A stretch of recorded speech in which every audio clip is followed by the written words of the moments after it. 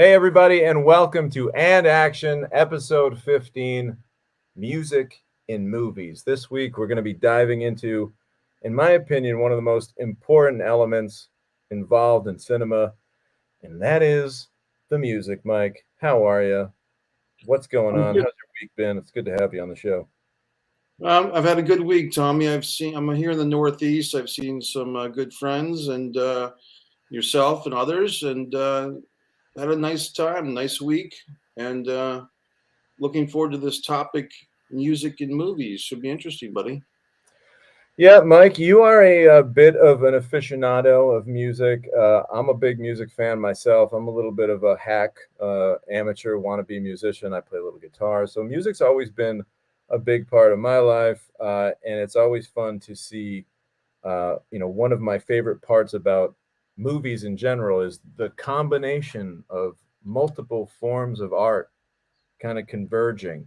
So it's great to see that one key element, music, and how it can be used to build mood and convey emotions. And it's an amazing tool. And if used properly, music can be your best friend as a filmmaker. Well, I think about something like the movie The Warriors from, I believe it's from the late '70s, and the song "In the City," which was originally an Eagles song, but on this version, it's Joel Walsh of the Eagles. For whatever reason, he does a solo version of "In the City," and it's really a great song for that movie. I think it comes in at the end credits. You think about Goodfellas with the Layla piano solo by Eric Clapton. That's a classic. Yeah, I Of mean, course, just think about like a movie like Jaws, and like what would Jaws be without that famous dun dun dun dun dun? I mean, you've got Jaws, you've got what would a Rocky montage be without the famous Bill Conti score? yeah. What would Star Wars be? What would Darth Vader be like without the Imperial March accompanying him as he does his evil bidding? It's just so important. We're going to check in with some of our listeners here. We've got Stephen E. checking in with us. Great topic, very important. We can't wait to hear what your thoughts are on some great composers and some of your favorites. We have Robert Morgallo. What's up, Robert? Good to have you on the show. And absolutely, it's so important to set the mood and complement that action and get people on the edge of their seat. So we talked a little bit about some of our favorite scores just in quick passing here. Obviously, when you think of great composers, personally for me, John Williams comes right to mind. I mean, John Williams, it's like Indiana Jones, Star Wars, Jaws. It's just like one after the other. It's really amazing. What are some of your favorite composers, Mike? My most favorite is Ennio Morricone, who did a lot of the spaghetti westerns starring Clint Eastwood. And when I was a kid, I actually had a CD copy of Casualties of War, which was a Sean Penn, Michael J. Fox Vietnam movie. And Mr. Morricone did the soundtrack to that. And then a couple of years after that, I was in some, back when we had record stores, which I guess we still do now. But I saw a fistful of music, a fistful of movie music, the Ennio Morricone, best of the spaghetti westerns. It was a 2 CD set that I purchased and listened to that many, many times. And so I would go with Ennio Morricone as my personal favorite. Yeah, it really is fun to kind of follow a composer's career. Obviously, like any other artist, composers have a style, have a little bit of a feel, a sound that's kind of iconic and I should say unique to them. So it is kind of fun, when you're watching movies, if you are a fan of composers and you know a couple, you start hearing certain films and you'll hear like the opening. This has happened to me many times, and I'm like, I said, Danny, it sounds a lot like a Danny Elfman kind of opening. And then sure enough, you'll see on the screen music by Danny Elfman. It's kind of rewarding if you can become a fan of music and start to pull and recognize what makes different composers unique. Obviously everybody knows, John Carpenter and that classic electronic kind of sound that he brought to Halloween and a lot of his films. So it's really cool to kind of identify those different styles. But we're going to be getting into it all today. We're not just going to be talking about composers. We're going to also be talking about licensing music and the importance of getting songs that have already been recorded and having them accompany certain scenes in your movie. But at first, like I always do, what we try to do on this show is I've made a million mistakes in my movie making career, and I like to share as many of them with our viewers as I can, so that maybe we can help some others avoid some of these little pitfalls. So, one of the things I wanted to talk about right off the bat is a mistake that I made early on as a filmmaker. I got a little slap happy with the songs that I chose for my rough cut. I remember I shot Self Storage, and then that first cut I was putting together with, I believe, Sam Eilertson. We just kind of went for it. We're putting Motley Crue songs down, and I remember there's this one really cool sequence where we've got all of our bad guys being kind of characterized and shown off for the first time, and I've got Dr. Feelgood playing and that ripping guitar drive, and it's like I'm feeling good. The music's feeling good. It's working, and I've got what I end up having. I end up having an incredibly false sense of just how good my scene is. Because when I eventually have to strip that song away, when eventually my producers say, "Hey, that's great, but we obviously you can never afford that song in the movie."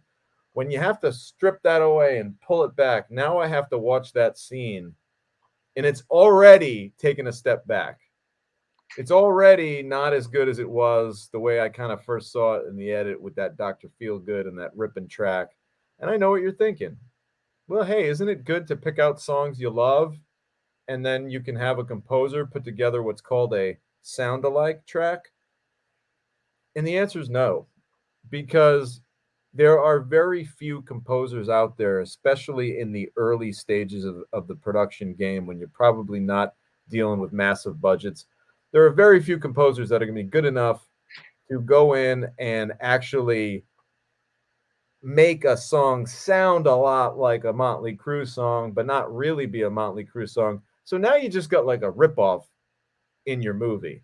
So it's one of those things where what I recommend is be very careful about what recognizable, for lack of a better word, famous songs that you use in your rough cuts of your movie when you're putting together imagery, when you're trying to get people excited. Yeah, I know it can be very exciting to see your film and your scenes and your work with a rockin' fucking track backing it up, and you feel like you made it, but you really didn't, because you don't have the rights to that song.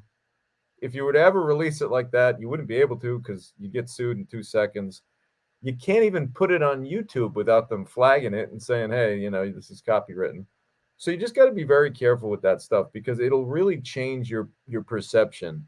So what I recommend to kind of combat that is, when you're choosing sound-alike music, when you're choosing temp track, go for something simple. Go for something that is put together with only a few instruments: guitar, bass, drums, maybe some piano, maybe a horn or two.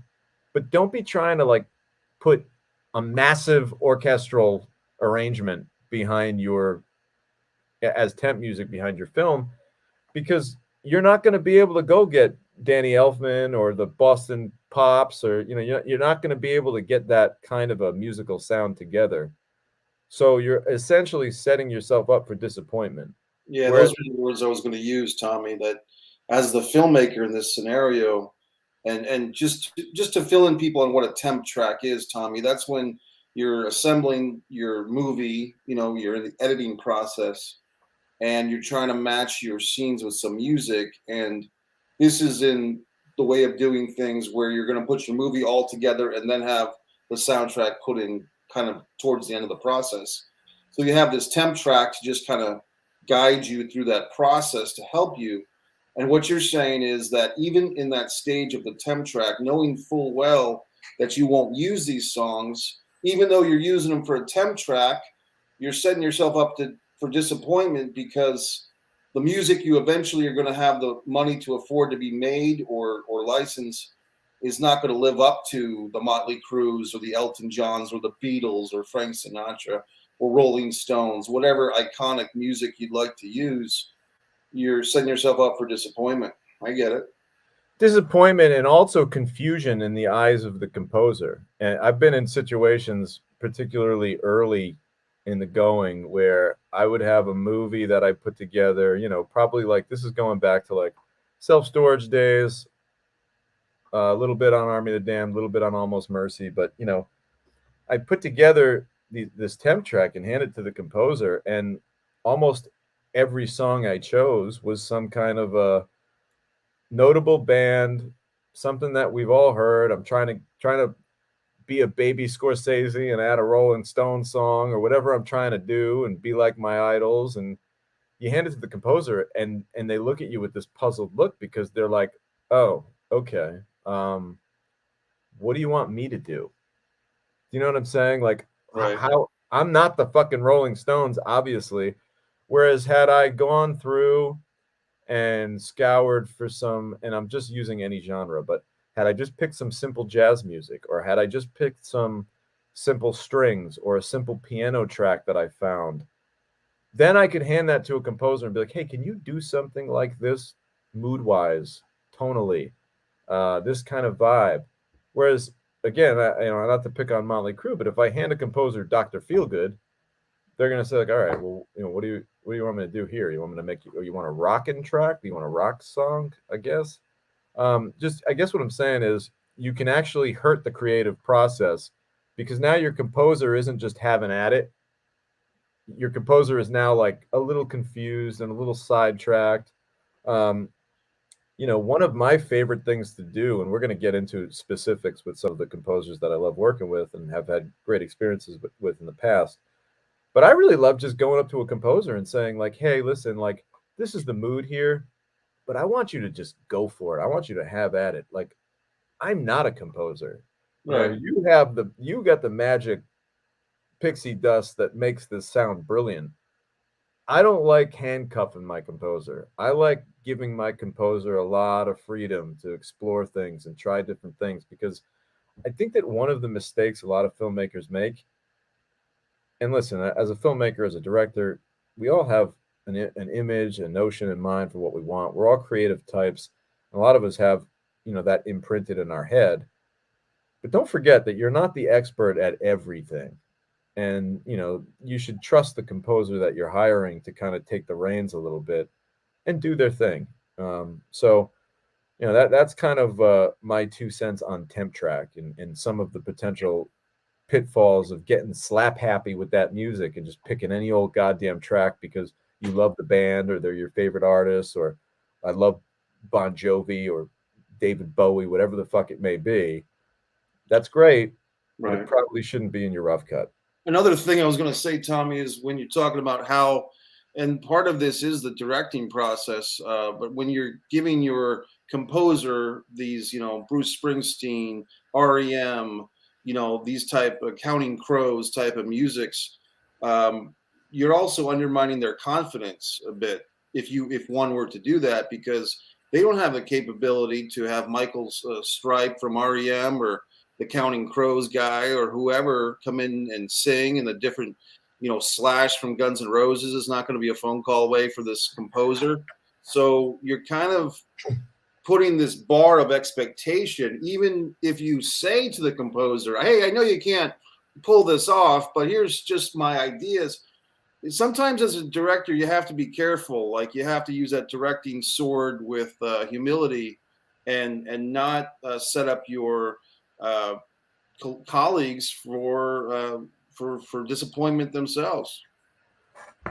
Yeah, absolutely. There's nothing like, as an artist, no matter what kind of branch of the arts you're in, there's nothing like being given the freedom to really be creative and like, hey, I trust you. Go make this, go put your spin on this and make this special. We got a few questions that I think I'm going to stop since they're kind of pertinent now. We're going to get right into it. Stephen E says, great topic. Music is very important. Music can also tell a story. Absolutely. Robert says, very important to set the mood, complement the action, engage the audience. What is your process for choosing the right composer for the right project?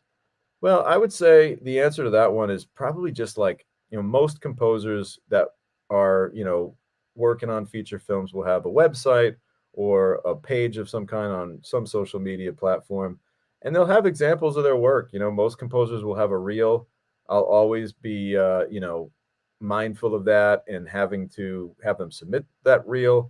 And a lot of it too is just what you feel, as an artist. Like I said, we all have that kind of um, that sense where we know what we want for our project, right? Like our movies are, they're like our children. So we Sure. kind of, the music is almost like, well, how do you want to dress your kid? Like what kind of clothes are you going to pick out for your kid? Like what are they going to wear to school? You're kind of, you're the parent in this case, picking out them school clothes and being like, well, how do we want to shape this out? And what image do we want to present as we kind of shepherd our child into the world? Not to talk too metaphorically, but like I think that's one of those things where you'll hear the right music and you'll just know. Also, I think, obviously experience is something. I always try to watch a movie that the person has composed and see if it gives me the feels when I need to feel it. And another thing is just word of mouth. We're going to talk more about David Bateman later on in the show, but David Bateman's a composer that I've worked with many times, and you've actually worked with him too, as well, Robert. And this guy just has an amazing reputation. He's just got that reputation where he works hard, he does really great work, and that was another kind of deciding factor. So probably I'd say reputation and overall just feel, and like when you hear that person's music, if it makes the hairs on your arm stand up, that's probably someone you want to hire for the job. Well, here's a thought also, Tommy, and see if this would work. If you're in a situation where you're starting kind of from ground zero as a new director, maybe if you make a short film or a proof of concept video and you work with one particular composer for the music for that, and if they do a great job, they knock it out of the park. The next time you make a bigger budget film or a longer film, you go back to that same individual, and if you feel like they didn't quite deliver everything you were looking for, then you move on to somebody else. Yeah, absolutely. It's always nice. There's nothing wrong with giving a person a little audition piece too. I've actually done that, just to put a button on Robert's question. I've had a situation where a composer really wanted the job, and I said, okay, well, hey, I'm going to send you 1 2-minute scene because I don't want to cause anyone to do a tremendous amount of free work. But it was a little bit of an audition piece, and it was like, hey, here's a 2-minute scene. I would love to hear how you would approach this. And that person took the time and probably spent the day on it and hit me with the scene, and I loved it. And I said, all right, well, you got the job. So don't be afraid to put together a little bit of an audition. You already got the footage. Say, hey, can you chop something up for me? We have another question here. Cave World Entertainment. Our man Daryl checks in and says, "Do you ever find local musicians, bands, and use their songs that might be in the vein of a bigger artist? That way, they just give you the music, and you can have their music featured in the film." We do use local bands. I'm going to get into that a little bit. In fact, I think that the local music scene, wherever you're from, I'm based out of Rhode Island. I'm close by to Providence. Providence, Rhode Island has always been known as a really great indie art scene, and particularly indie music has always kind of thrived in Providence. So, yeah, I mean, there's no question that when I was first starting out, and I'm getting a little older, I don't go out as much as I used to, but especially pre-pandemic, I was always going out, hitting the local music scene, looking for that next local great band and approaching them for music in my movies. We're going to talk about that a little bit later. But as far as getting them to sound like something, again, like that's a fine line, because if they nail it, great. If they don't, then it just sounds like a cheap imitation. So I hate to pick a on the fence answer with that, but it really all comes down to how good the band is, and whether or not they can actually execute at making the sound alike. And here we have Kenneth DeMarco. Hi, Mike and Tommy. Love the topic tonight. Kenneth, welcome to the show. I believe this is your first time chiming in and commenting. So It's great to have you on, and we're gonna have some fun talking about music. I love music. If you don't, let me tell you something. If Sure. you don't love music, I don't think we can be friends. Like, are there people that just don't like? I really do believe, like, there are people that are moved by music and love it, and then there are people that just kind of put it on, and it's like that old that movie White Men Can't Jump. It's like, do you listen to music or do you hear music? You all listen to the words or the beat? I think was an Yeah, Eddie Murphy joke. yeah. Are you just hearing it or are you listening? So tonight, this show goes out to all the people who are listening. They're feeling it.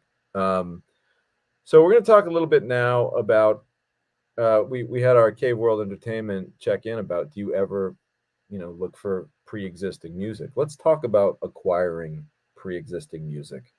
Now listen, a lot of people have asked me in the past, like, how do I get real music in my movie?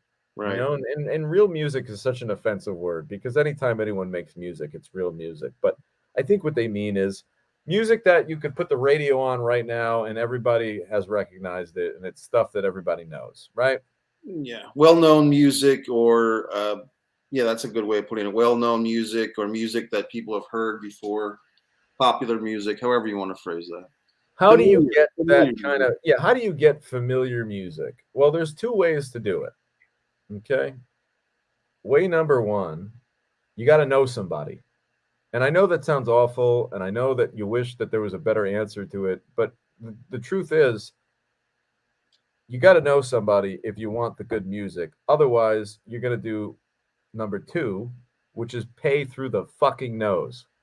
And when I say pay through the nose, I mean like stupid money. When I was trying to acquire licensed music for my film Vault, which we're going to talk more about later, I wanted to get a song that is very much a kind of a B-side. I wouldn't quite say it's a rarity, but a song that you'd recognize from the 70s, but not by a hit artist, not by I don't believe this song ever cracked the top 40 even. But it was a notable song from the 70s that to me would have put my viewers in the mindset, in the headspace of 1975. Uh, and I tried to license this song thinking I was being smart by, I didn't get a Bee Gees song. I didn't go after some Rod Stewart song. I didn't go after a big star. I went after a very middle of the road kind of group. And the number that came back to license the song was $30,000. And that's on the low end. Like, that's a low end number for a band that nobody's ever heard of, for a song that you might have heard it, you might not. If you're my age, your parents probably know of it, but that's about it. Marginal hit at the time, A right? marginal hit, $30,000 to put it in my movie. My entire post-production music budget was around $30,000. So it's like, right off the bat, I knew that was not going to happen. Now, I know what you're thinking. Like, if that's a marginal hit, what's like a Rolling Stone song? You could be talking seven figures, no question. Like, to be putting like massive, like huge, world-renowned music in your movie, you're talking millions of dollars at this point. So it's pretty insane. And the reason why is, think about it. These artists aren't stupid. And it's not the artists, it's the management. But these artists Right. aren't stupid. Think of the value that shit adds to your movie. If you've got a Rolling Stones track kicking off your movie, all of a sudden, like, everything changes. The stakes raise, the levels up. Now you've got Rolling Stones fans that are going to be paying attention to this movie. You've got an alternate set of eyes that would have never given a fuck about your movie that are now going to know about it. So think of all the extra additional benefits you get, and they know that. When you put, again, I'm not to continue to use the Rolling Stones, but like a kickin' song that everybody knows, when that's back in your trailer and people are watching the trailer on TV, flipping through the channels, watching it before the movie that they went to go see at the theater, a song can do everything. And it can be so valuable that it literally, like, without even people realizing it, that song can drive people's asses into the theater to go see your movie. And they know that. And that's why uh, it's so expensive, as Miss Ash checks in. What's up, Miss Ash? Welcome back to the show. There Yeah, used it's to crazy be- money because, again, it's the benefit that the movie gets by having that big act associated with them, just class wise. It just like classes up the whole project. Mike, were you going to say something? Then I'm going to check out Michelle Kelly's comment. there was an axiom years ago for filmmakers to never even think about or touch the Rolling Stones, the Beatles, Elvis, or Frank Sinatra. Like, just get that out of your mind. Stay Even away. bigger budget movie, right? I was going to say earlier, Tommy. This is very interesting topic here because we all love music and film, but it's like, how do these things work together? For the last 4 or 5 movies I've done, low budget short films, I've worked with the same guy, Tony Caramadre, and of Fat Tones Music right here in Warwick, Rhode Island. And every time I worked with him, it got a little bit easier than the time before because he was a brand new composer, never composed. He did for film. He did Disregard the Vampire Mike Messier documentary, and then I was pretty happy with what he did. So I went back to the well 4 or 5 more times, and I'll probably keep on doing that for the foreseeable future because we've created a shorthand working together at this point after 4 or 5 projects. Yeah, and that can be a really nice thing. And I've been fortunate enough to kind of have that same shorthand with a couple of artists that we're going to talk about very shortly. But let's check in with Michelle Kelly here. As a theater mom whose kid breaks down music in the scene, this topic is fascinated, and I'll have to share it with her. Please do. And while she's at it, she can subscribe to the YouTube channel. That's Tom DiNucci on YouTube. We got weekly episodes of Anna Action coming at you. Thank you for checking us out, I think Michelle it's Kelly. Michelle's first comment, as far as I know. So thanks for tuning in tonight, Michelle. And this is episode 15, so we've had 14 prior episodes that you're welcome. You and your daughter are welcome to explore and enjoy, Michelle. Yes, please do. So let's talk more about. All right, so obviously we're not going to be able to get the Rolling Stones in our movie, right? So what the fuck do we do now? Well, not everything is going to be score, right? You're going to hire. You've got your film, it's finished. You've got your composer on. He's going to compose that. He's going to compose that. He or she or they are going to compose that melodic music that's going to be building your tone. It's going to be driving the tension and building the tension and getting your audience focused. But let's face it, at a certain point, you're going to want a song in your movie. So what do you do? And again, one of the big things that I was doing was going to a lot of the local bars and a lot of the local music venues and seeing who the bands are. And you have no idea how many times, like after a show, I'd approach a band and say, "Hey guys, you're really great. My name's Tom DiNucci. I'm a filmmaker and I would love to put one of your songs in one of my movies." And almost 90% of the time I've approached a band with that, they're more than happy to license that song to you for the tune of like a couple $100. You have to give them something. You have to give them some money. There needs to be a show of ownership. When you eventually deliver this film legally, they're going to want to see that some money exchanged hands. But again, like it can literally be $200 and like, yep, we acquired the licensing to this song.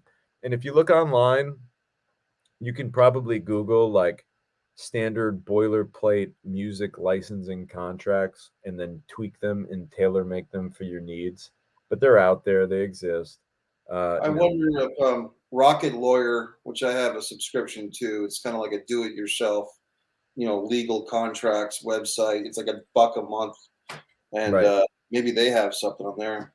Yeah, there's a lot out there that there's a lot of tools out there that can help you to actually structure the language of the contract. But and here's the other thing. Listen, when I first started, yeah, there was social media, but it wasn't anything like it is now.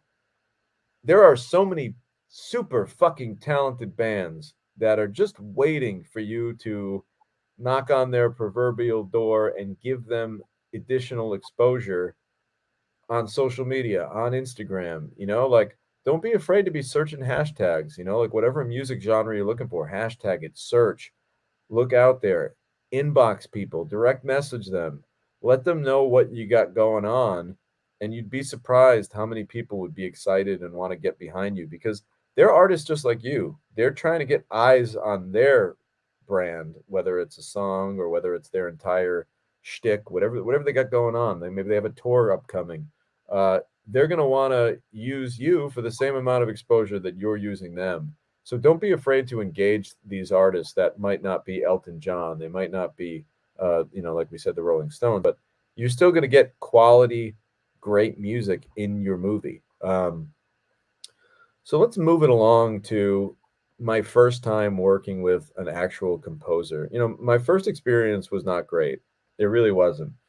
We were working on the movie Self Storage, and at the time, we had made a deal with this production company that will go nameless for now, but I just had an awful experience with them. It was one of those things where sometimes when you hire a post-production company, they will try to be a one-stop shop for all your post-production needs. Meaning, okay, we're going to come in, we're going to do the edit, we're going to do the color correction, we're going to do the sound mix, we're going to do the score, which means there's an on-staff composer within their company. That's all well and good, unless the on-staff composer, frankly, has no business composing movies. And unfortunately, I dealt with a situation where the composer, and this isn't an age shaming thing because there are people that are in their 70s that know what's hip and current. But for whatever it was, this composer was probably in his early 40s. At the time, I was in my 20s making a movie for kids in their 20s and even like, teenagers, and hip, cool movie. And this composer was, frankly, just a farty guy, if I could use the right term. You could tell that he was about as cool as a fucking doormat. There was no kind of sense of hip, current vibe whatsoever going on with this guy. And I was afraid of that. And just by meeting him, I hate to judge people, but just by meeting this guy, I was like, I don't know, man. Musicians are usually like really cool, really interesting people. You get a vibe, the way they look, the way they're dressed, they're kind of funky. There's something unique about them that makes you say, yeah, this guy's pretty cool. Or this girl's pretty good. I think they have a little something going on. This guy was like very plain, very kind of like presented himself almost like a robot. Like I didn't get a good feeling right off the bat. And I had presented him with some of the ideas that I had for sound-alikes, and he yesed me today. Yeah, okay, yeah, we'll do that. And then I remember getting his first version of the music, and it sounded like it was all played off of like a goddamn Casio keyboard. Right. Like somebody got a fucking Casio keyboard from, remember, like Radio Shack? Like Yep. somebody went to the old Radio Shack at the fucking mall, bought like the nice Casio keyboard. Right. Not The the 25 one. They bought the nice keyboard. Yeah. And they're just like hitting preset those bullshit fucking drum machine fucking bullshit, right? Just really not what you'd expect from a composer. Yeah. Hack work. And there's only so much you can fight it, because we made a deal with this guy to, this company. And guess what? The composer was also the president of the company who ran the whole fucking company. Right. So it was clearly a guy who, was I'm going to use the word, I'm going to be a dick. I don't even give a fuck at this point. This was 10 years ago. But he was a wannabe, not a real composer, had a post-production company, but would push his own bullshit Casio keyboard stinking music on people and be like, we're the one-stop shop. Yeah, but you got to hire me to do the composing. Oh, and by the way, it's going to be fucking terrible. So that was one of those things where I wish we had seen a little bit of a audition piece. I wish I had the kind of forethought to say, yeah, you know what? I am getting a bad vibe from this guy. I don't want him to be putting his fingerprints all over this music. So I guess the lesson there is, again, first-time filmmakers, it's so hard. I feel your pain. It's so hard to say no when you're the first-time filmmaker. It's so hard to kind of put your foot down. You loved making that first film. It was such a great experience. You want to make your second one, so you don't want to piss anyone off, because we've all heard these awful stories in the business where you know, oh, yeah, he made his first movie, and then he rubbed the ruffled a couple of the wrong feathers, and then he never worked again. You know, we're always afraid of that, pitfall narrative. But the truth is, guys, usually that's not the fucking case. And usually, if you stay true to what you really feel is important as an artist, nobody's ever not going to fucking hire you again for staying true. Now, granted, you can't be a cranky little bitch about it. You can't kick and scream. Had I made a complaint and they ultimately said, "Look, this is the deal. This is what it is," and I said, "Well, I'm not showing up to work tomorrow," Right. well, then that would have been my own goddamn fault, and I would have deserved to get fired and never work again. So if you get a bad hand dealt to you, you still got to play it out. But before you even get the cards dealt to you, don't be afraid to say, "Hey, wait a minute, hang on. I don't know if I want to play this game." I think that's something that you got to remember. Reminds me of a quote from a film workshop instructor that I've worked with, Jim Germanic. One of his life lessons was forgive yourself and move on. And sometimes you just have to do that because, and he said, move on to the next project because if you just harp on the mistakes that you've made or the corners you've been put in, uh, if you just harp on your losses, you're not going to get any victories. What's that baseball statistic? A 300 batter is only getting 3 out of 10 hits, right? So, and he's Yeah, well paid a for the Hall of Fame batter gets out 7 out of 10 times. right. Yeah. I've got a horror story that's even worse than yours, Tommy. I'll make it quick, but I knew these gentlemen they spent 8 years making their independent movie. They enlisted all the favors they could get. Didn't pay people a whole lot of money, if anything, to be in this thing. But they finally made their feature-length movie, had a big premiere for it. And at the end credits, they had a song, let's say by Elton John, like for the end credits. And I'm sitting there impressed, like, oh my God, they got, Benny and the Jets for the end credits song. Good for them. Congratulations. Well, what they had done, Tommy, is they only got what's called festival rights for use of the song, which means they could use the song for a limited amount of money at film festivals. Nothing wrong with that. And if they ever wanted to distribute the film and get a return on investment, they would have to go back to the same, people and negotiate to use that song, Benny and the Jets by Elton John. Well, there was a particular musician, not Elton John himself, and I'm also changing the names to protect the innocent and guilty here. But they went to the musicians and said, hey, the paperwork that there was one musician on that track that was holding out. One musician, not the star musician, wanted 50 grand for his contributions to this track from back in the 70s. And that could not be accomplished. They could not afford $50,000. So you might be thinking, as I was, why don't you just go back into the movie, re-edit, take the song out? It's just the end credits and put something else in. Well, they had a falling out with their studio that had all the master tapes and the master controls for this movie, and they couldn't even go back to their own movie to re-edit and get the song out. So here's a independent movie that was watchable, enjoyable, didn't have big names, but it could have some type of distribution. But they boxed themselves in a corner because they creatively married themselves to this big radio hit.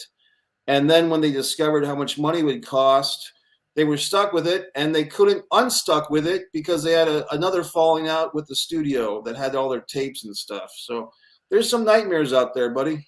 Well, it sounds like a really shitty situation for your pals there, and I wonder why they didn't take or at least threaten legal action. I mean, I certainly would have at that point, like when they wouldn't, when the production house wouldn't relinquish the tapes. I would have had the nastiest lawyer's letter sent to them that, like, if you don't give us our tapes back, we're gonna, put our foot up your ass legally. So I feel bad for them, but I don't feel that bad because they should have gotten a lawyer involved and gotten their rightful property back in their motherfucking hands. But that's a story for another day. And let's move on to. So I had a shitty experience with self storage.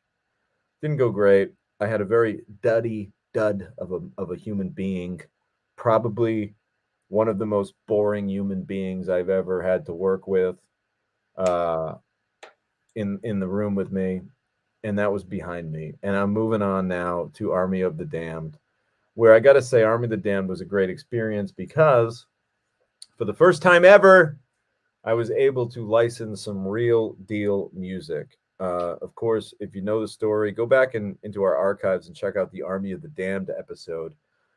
Sully Erna, the lead singer of Godsmack, played the lead in that movie, and of course was instrumental in helping us acquire some Godsmack music. And it's kind of funny. It was a cool chance for me to see the process and see how it all works. And let me tell you something. Even when your lead in the fucking movie is the lead singer of the band, there were still some, I don't want to say issues, but it wasn't as much of a fucking layup as you might think. Because keep in mind, the artists don't always own the entire song. You know, sometimes they might own the song, but they might not own the publishing or whatever it was. And that was a situation where, you know, Sully really wanted to help us out, but like we weren't able to get like Voodoo, for example. Like we weren't able to get like one of the big hits. We were able to get a great song and it was awesome, but there was still a little pushback from their legal side. And we still had to pay what's called a gratis fee, which again, I'm not an attorney, I'm not an entertainment attorney, but a gratis fee is basically like, all right, you got to give us something here.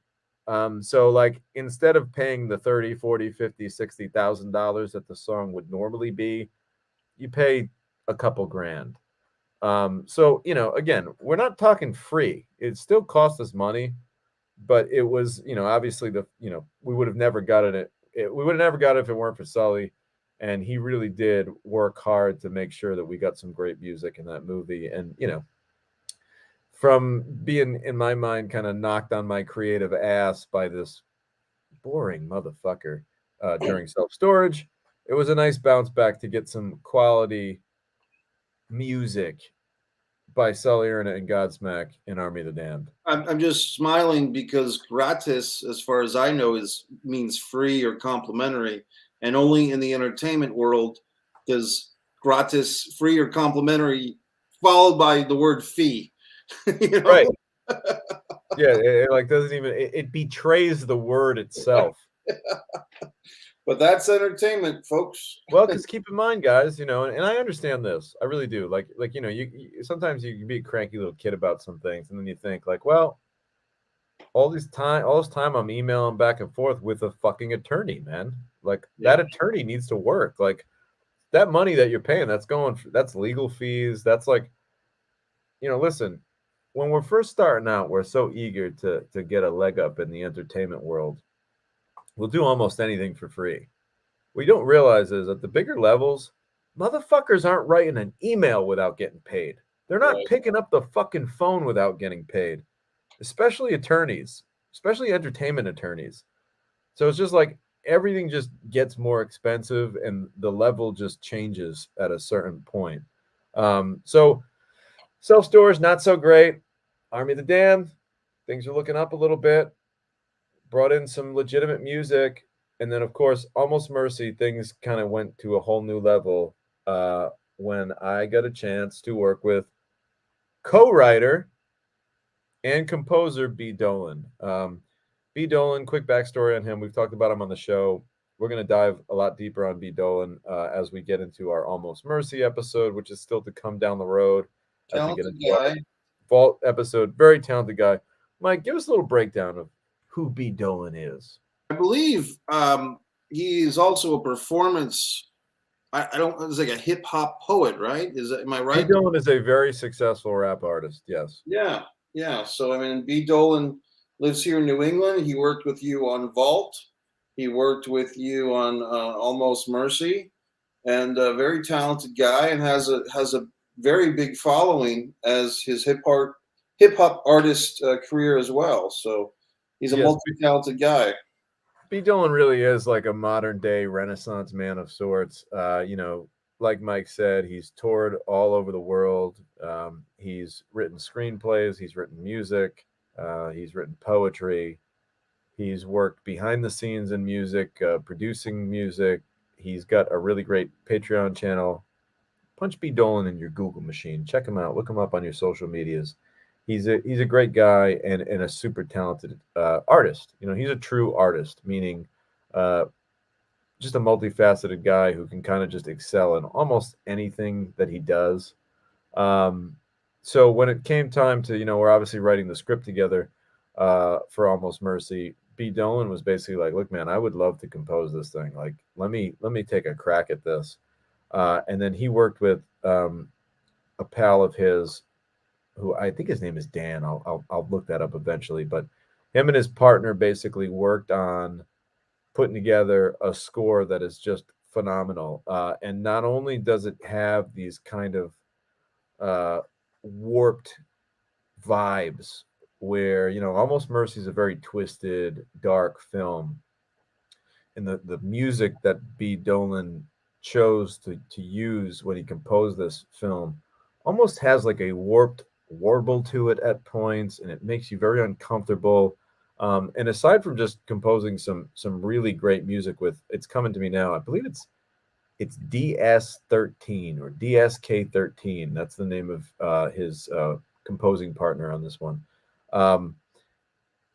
The sounds just really matched the narrative, and it was really special. And to me, it was the first time I worked with a composer that really got that and really pushed the narrative so that like every turn on screen was accompanied with a beat. Every motion that really captivated the audience had some kind of a musical accompaniment that brought out even more kind of feeling and more of a vibe. So it was very much tailor made. It was very thoughtful. And in addition to making some great music himself, they also acquired some really great songs. Now, B. Dolan, like Mike said, has toured all over the country, all over the world. You can imagine during that time you make quite a few connections with quite a few fellow musicians and artists. So during all that, B. Dolan had a Rolodex like a mile long of various artists that he could call upon. So it was fun to see him be like, "Oh, it'd be great for right here," and "Oh, this group would be great.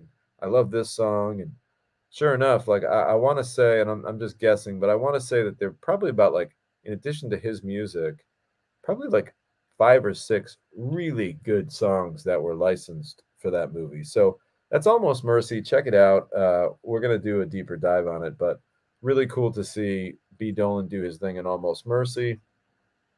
And then just, a couple years later, we're writing Vault together.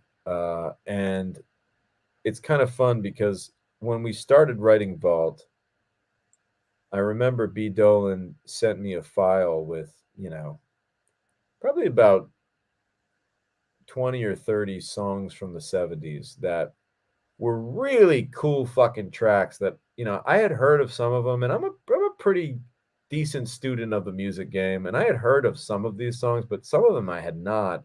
And what was really fucking cool about it is a lot of the songs that B put me on to in that first chunk of 20 or 30 songs, you hear them and you're like, wait a minute, that's from this hip hop song. And wait a minute, that's the beat, that's the bass line to this Biggie song, and that's the horn section to this Jay-Z song. And B. Dolan was picking out all this music that had went on to be sampled. Artists like Bob James from the 70s, all these songs that went on to be sampled by so many of the greatest hip hop artists that really just came right out of these, hits from the 70s that, and some of them were B-sides and rarities from the 70s. So right off the bat, I was catching B's vibe for like that 70s feel, a lot of brass section, a lot of really cool bass lines, bass driven kind of songs. Cool drum beats, really like driving drum beats that kind of make a statement. And then of course we finished the movie and B. Dolan gets the job to compose the music, to be the composer on Vault. And it was really cool. And I was so glad to see that, that ended up kind of being the case because like you said, Mike, there's nothing like working with a composer that you've already worked with. And B. Dolan and I had worked together on Almost Mercy, so that shorthand was there. And I'll never forget, going to Brooklyn and actually sitting down with B. Dolan and getting to hang out in the studio. And Right. that was kind of like a really great feel. When you listen to the soundtrack to Vault, and there's a really cool soundtrack available. Again, Google B. Dolan. You can find a way to acquire the soundtrack, get your hands on it.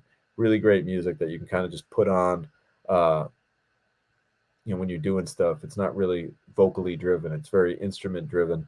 Um, I got a chance to be in the studio, and hang out in the control room, and it was amazing what B did. His whole vibe, his whole mission statement, his plan was to make an authentic 70s sound that you could almost fool somebody by listening to it. Like if they were to listen to it, they'd be like, shit, was this made in the 70s?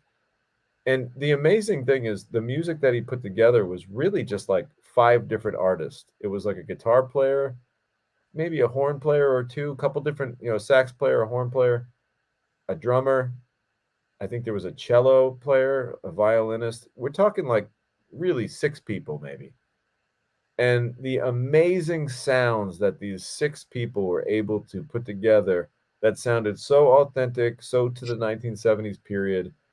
It was just the word amazing gets thrown around left and right these days, but it really was just an amazing experience to watch, the amount of people you can count on 2 hands put together this amazing full sound that's just incredible and authentic. And shout out to B. Dolan. I can't say enough great things about his talent and all the crazy shit this guy's capable of doing. Well, buddy, I think you got to put the block on this. We have our sex spammers back from last week, and I think it's because you're running the podcast stream tonight. You've got to right click on their comment and then block that viewer because that is a spammer. We don't want them Oh polluting boy. our nice comment section. I did have a nice. I think you just did it. Good job. I remember seeing Vault the second time in the theater, the Showcase Cinemas, and B was in the theater, and he had like the B family and friends night. He had like 10 or 20 people with him to support him, so it was nice to see his people come out to support him and the work in the movie Vault. Yeah, we're going to talk more about that movie down the road, but it was very important for both of us. B. Dolan's a Rhode Islander of Italian American heritage. Vault is obviously a movie about Italian American Rhode Islanders and some non-Italian Americans, but that movie was very close to us, and it showed in B's music. A lot of passion went into that. So next, we're going to move on to a gentleman by the name of David Bateman, who, earlier there was a question about, well, how do you know what composer to pick? And David Bateman's one of those guys that it was all on reputation with him. This guy is a machine. He is almost constantly working on some kind of a score. And what's really cool about David is he puts a real emphasis on using traditional instruments. Like I said earlier when I was dunking on the composer that I didn't like for self-storage and everything sounded like it came out of a Casio keyboard. David Bateman has an extensive collection of instruments, and he's going to break out the actual mandolin and play a mandolin section. He's not going to find the mandolin on the keyboard and play that. He's going to actually use the instruments like a true musician would to get that authentic sound. And he's so kind of well versed. He can do action movies, he can do comedies, he can do family films. David Bateman's a real star in the world of composing films. If you're making a movie out there and you're looking for someone that can come in and step into almost any genre and do an amazing job, and there's all these other elements that I'm not going to get into because it's frankly boring, but when you deliver a movie, you need to send the files a certain way, and it can be very tricky. And those are the things, like just the nuts and bolts, in terms of like transferring all of the information to the post-production house properly. The guy's just, he's tops. So David Bateman's a guy that I've worked with many times. Check him out if you're looking for a composer. And I'll segue into, one of the genres that he does is Christmas. We did this Christmas movie. And this is kind of a fun music and movie little tidbit, but I was recently in a movie called Merry Xmas, which will be coming out, I would say in November of later this year. And in this movie, I played a British rock star, had an accent and everything. And it was directed by Jacob Cooney. And the cool thing about working with Jacob is he's very much one for, he'll get a couple takes by the book, but then on that third or fourth take, if he feels confident, if he feels like he's got it and there's time, he'll let the actors kind of have a little fun and go off the book a little bit and kind of riff. So I just started like singing this song during one of the takes because like my character was a rock star, and I said some ridiculous line about like Santa Claus is coming down your chimney tonight, and I was like, "Hey, Santa Claus, it's my new hit song. He's coming down your chimney tonight," and everyone kind of laughed. And then Jake was like, "No, hang on, like let's do something with this. Like, oh, Santa Claus coming down your chimney." And he starts like riffing on some lyrics, and there we are in the middle of the set writing this little goofy, sexually charged, but of course comedic Christmas song. We do it, shoot the scene. It's fun, love it. And then like a few weeks later, he's like, "Hey man, listen, I really want to like make a full on produced version of Santa's coming down your chimney tonight." And I said, "Really?" And he's like, "Yeah, listen, we're talking about David Bateman now. David's gonna compose a song, and you're gonna record it." And I'm like, "Oh, okay." So Jacob writes some lyrics and finishes the rest of the song, based on what we were working on set. David sends me the music, and there I am, singing into my iPhone of all things, which actually has a pretty good microphone on it, believe it or not. I'm singing into my iPhone. I got my headphones in, and I'm recording Santa's Sleigh. So be on the lookout for that. It's called Merry Xmas. It's a very fun romantic comedy that'll be coming out in November of 23. And you'll see me and my British accent. I'll be talking like this the whole movie. And if you're really from England, I apologize in advance for hacking up the language. Is it Merry Xmas, like EX-MAS? Yes, that's right. It's about basically about a couple of ex-lovers who are trapped and snowed in at a hotel together, and they have no choice but to maybe rekindle that old flame. Who knows? Checking in with our gang here. Michelle Kelly says, "Lurker, been following Tom since Army of the Damned." Well, thank you so much, Michelle. I've seen you on my Facebook many times. We're old pals. We're glad that you're checking out the show. Oh man, Steven, the spammers are back. We blocked them. I think, Tommy, you blocked them. I tried to block them, but they're like, because there's the gray circle, the gray Ghostbusters circle would acknowledge that they are blocked now. They're like weeds. You pull them, you yank them out, more will pop up. We'll be on the lookout. Vault. Oh, thank you, man. It says Vault. Watch it, y'all. It was great. That was a definitely a movie that, like I said, had a lot of passion in it. Miss Ash says, "That damn spammer's back. Don't they have something better to do on a Tuesday night? For the love of God." So moving along as we kind of wrap this up, Johnny and Clyde is a score that I'm very excited about. We haven't talked a whole lot about Johnny and Clyde on this show, but I'm very proud and excited about Johnny and Clyde. That's the movie that I co-wrote with Nick Principe, produced by Chad Verdi and Verdi Productions. It's going to be coming out. We're not sure if it's going to be coming out at the end of 22, maybe the beginning of 23, but I'm pretty sure the end of 22. We don't have a release date yet. I hope to have some more news on that coming up soon. But it's a really fun movie. It stars Megan Fox, and we had a composer on the film, which I can't reveal the true identity of this composer. You will eventually know him, but he currently wants to go by The Wizard. So this composer, you'll see in the credits, he's listed as The Wizard. And The Wizard is very talented, and I've had the benefit and pleasure of working with the Wizard very closely, and the Wizard works with his good friend Jason Suda, who is a wonderful guy, talented artist. And between Jason and the Wizard, they have put together what I want to say is a true love letter to the VHS era of horror movies, the 80s, early 90s, the kind of movies that would have that worn out dust cover. The jacket would be all beat up, it'd be gnarly and wrinkled, but it's wrinkled because you love it so much because you popped that goddamn tape in the VCR so many fucking times. It's cared for and handled. So the score that the Wizard and Jason have put together is a true love letter to that era, and it's going to make you feel just like B. Dolan's music made you feel like you were back in 1975. Johnny and Clyde is going to make you feel like it's 1988 all over again. Maybe it's 91, but it's somewhere. It's late at night. You don't have anything else to do, and you pop in your favorite horror movie in that fucking VCR, and you let it rip.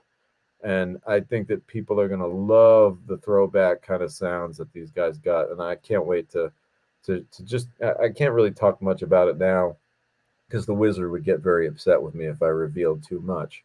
But It's be not on the Chris lookout. Jericho, right? It's not Chris Jericho, the Wizard. No. It's not, but he's equally powerful and equally shares the rock star qualities Yeah. of Chris Jericho. But be on the lookout for Johnny and Clyde. I'm excited for that. And if you love throwback, old school kind of sounds, I think that you're gonna really love that. So guess what? That's pretty much all my movies that I've had like really direct contact and work with a composer. Obviously, I've worked with them in many shows, but the truth is, some movies you just I don't want to say you don't care about them as much, but less goes into it because you have less to work with. The movies that we talked about today are movies that kind of they're stories that I think that maybe someone could pull something from. So we try to keep it limited to that. But now, as we wrap it up, I think we're just going to talk about some general rules of thumb. Some things that other filmmakers, if you're out there, if you've got a movie in the can and you're going out and you're trying to put something together, well, these kind of elements can help you. So here's my general rule of thumb. When you're looking for music, try to avoid, especially in your temp track, try to avoid music that has lyrics. Lyrics are great, right? Everybody loves lyrics. When you're driving in the car with your buddies and you're singing along and you're belting the fucking words out, half of them what you think you know at least, lyrics are fucking great. In a movie, lyrics can often be distracting. Lyrics can be mixing mojos. You've got your actors talking, right? They're saying words. Now you get your singers singing a song, singing words. The words combined, it becomes a big jumble fuck, and nobody likes it. So be very careful with picking out songs that have lyrics because, frankly, they're just fucking distracting when your actors are talking. All right. Now, when they're not talking, I know what you're thinking. Well, what if the actors aren't talking? Then maybe the lyrics will match the narrative. Be very careful with that. Having your lyrics match the narrative can be cute at times. It can also be super fucking cheesy and on the goddamn nose. Your audience isn't that dumb. You don't need your lyric to say, and it was a sad rainy day, and then it's a fucking sad rainy day on the screen. Maybe you just choose music that makes them feel sad. You don't have to actually say it.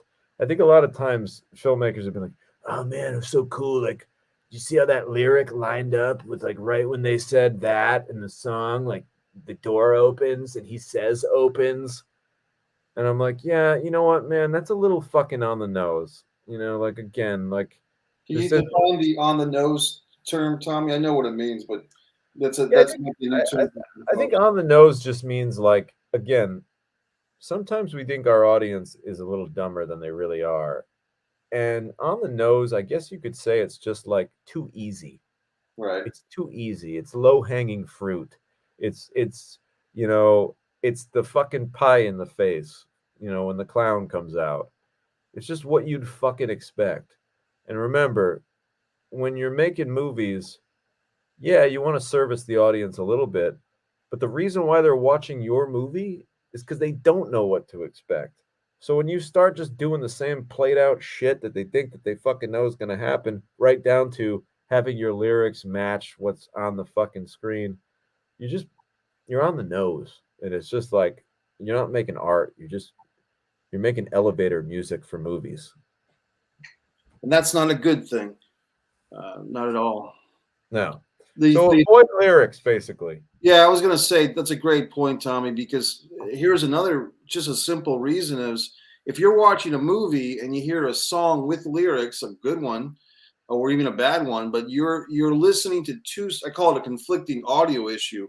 You're listening to two sets of words at once. Yes. And it's like being at a family reunion or a party where there's all these conversations going on, and it's how do you concentrate 100% on one conversation if there's another conversation going on at the same time with the same level of audio? It's very distracting. Another thing, just to build on your point, Tommy, is always make sure you mix your music. Like if there is background music, it should complement and enhance the scene, not overwhelm it. And I've seen even major motion pictures, Tommy, where the soundtrack or the score is so loud you can't hear the dialogue of the actors, and that's what you're there for, because how are you going to follow the story, you know? Yeah, you don't want the music to be fighting the dialogue. You don't want the dialogue to be fighting the music. There are times when it's appropriate for storytelling purposes to maybe have the dialogue be foggy and dip back so that your music can pump and charge. There are tactics to do that, but again, that's still thoughtfully mixing your movie, like Mike said. So it's like general rule of thumb: make sure your shit is mixed properly because, uh, you know, a film school teacher told me this a long time ago, and it's one of those great things where it's like we've all heard this before, but the audience doesn't often know what's wrong. They just know something's wrong. Right. And when they know something's wrong, whether they realize it or not, it's gonna affect their level of enjoyment for the film. So them just sitting down to watch your film when the levels are mixed improperly, again, they might walk out of that theater. They might not even be able to put their finger on the fact that it was mixed like shit, but they're gonna know something was just fucking off, and they're gonna say, "Man, that movie just I don't know. It's a B movie. It's an amateur movie. It ain't gonna feel like the real deal." Another thing I think Mike kind of touched upon this, but this is a slight variation on one of Mike's points. But be careful if your music is too busy, and what I mean by that is too distracting. Is it the kind of sound is it distracting from the dialogue? Is it taking away? Is it this crazy upbeat kind of song that's just distracting the shit out of us? Make sure that you don't let the music drive the train too much. And like with that, I think that kind of segues into my next point. This is actually kind of like my final point of the night. Music's great. Music's incredible. Tension, tone, emotion drives it all, right? But be very aware and beware of overscoring or using too much music in your movie. Don't be afraid to lay out and let the audience take in an organic level of ambient sounds that would naturally occur within the scenes. Because guess what? We're trying to put your viewer into that moment. Sometimes just the sound of the wind rustling through the trees, just the sound of a train rolling down the tracks, those kind of natural ambient sounds can almost create this mysterious music that's not music, and it's stronger than music. So it's like be aware of your sound environments and don't be afraid to lay out and not always have music. One of the biggest mistakes I made in my first couple movies was every fucking scene I had a song, and it ends up just becoming like one 90-minute music video. Like, what the fuck's going on? Like, where are just the scenes of people existing and living? So, like anything else in life, music, if you use it too much, will eventually lose its effectiveness. It's like use it, but use it properly. Um, that's about all I got to say about music. It's one of the most important elements in all of cinema. And if done correctly, I mean, listen, they literally give away fucking Oscars for this. Right. You can win a fucking Oscar based on this. That's how important this is. So that's my 2 cents. Everybody pay attention. All the filmmakers out there, really pay attention to this part of the game. Music can truly make or break your movie. I've seen it happen. I've been involved in movies where I know damn well a movie is maybe a C plus, and it had a terrible score.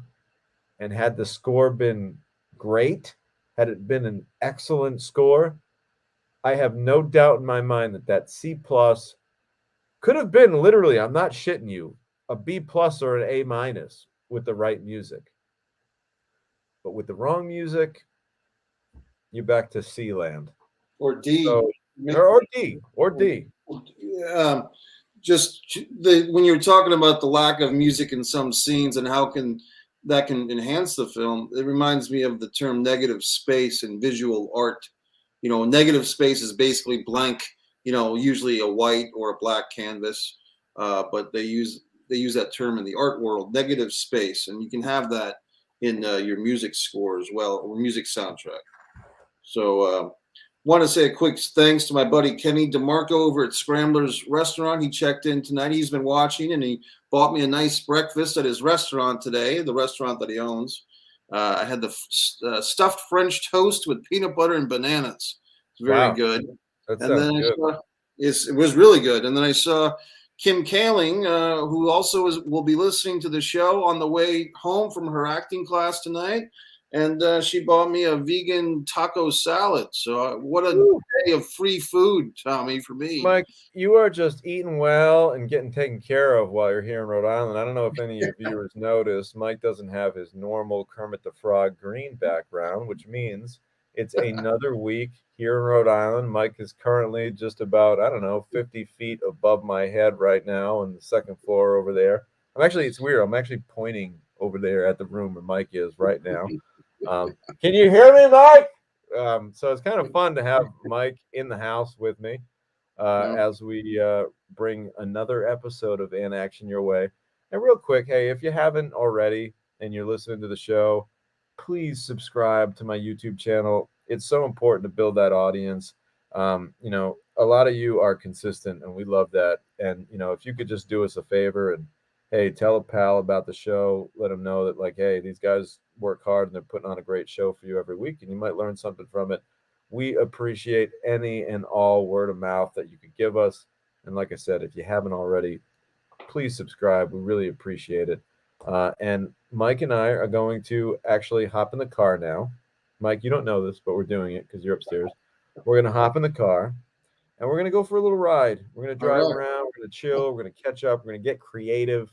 And we are going to decide what the next episode of And Action will be. We'll be coming at you next week, most likely on Tuesday, but we'll give you a heads up on that.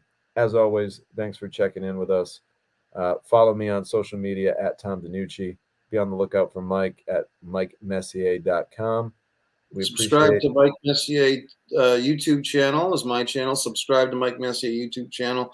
And Tommy, if we still have an open invitation. If anyone in the comments on the video want to suggest topics for future episodes, perhaps there's something that you'd like us to talk about that we just haven't gotten around to yet. So please leave a comment with your suggestion for topic episodes. Absolutely. We'd love your feedback. We love hearing from you. And we look forward to seeing you next week on episode 15. No, wait, episode 16. Yeah. Episode 16. Of And Action. Months. Gee whiz. Thanks, guys. We'll see you soon.